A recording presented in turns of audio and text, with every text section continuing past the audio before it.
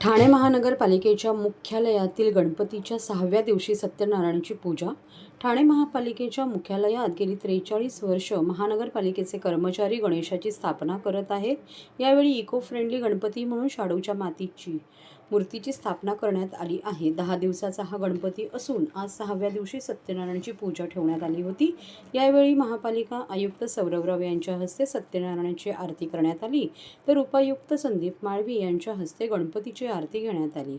यावेळी महानगरपालिकेच्या कर्मचाऱ्यांसाठी भोजनाची व्यवस्था करण्यात आली होती।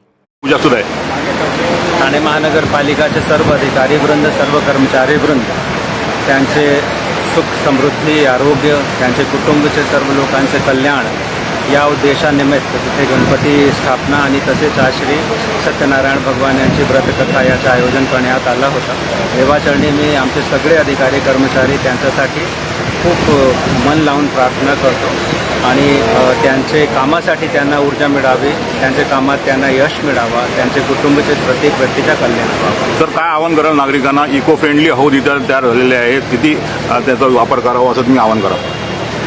नागरिकांना आपण सतत आवाहन करतच आहोत। म्हणजे जे गणपती स्थापना आपण केलेली आहे घरामध्ये, त्यामध्ये जास्तीत जास्त शालू मातीचे गणपती त्यांची स्थापना करणे आणि त्याचे व्यतिरिक्त माननीय उच्च न्यायालयाच्या निर्देशाप्रमाणे पर्यावरणपूरक पद्धती आहे विसर्जनाची, त्याचा अवलंब करणे, त्याच्यासाठी महापालिकेने सर्वकष तयारी केली आहे। नागरिकांनी निश्चितरित्या यामध्ये आम्हाला सहकार्य करावं।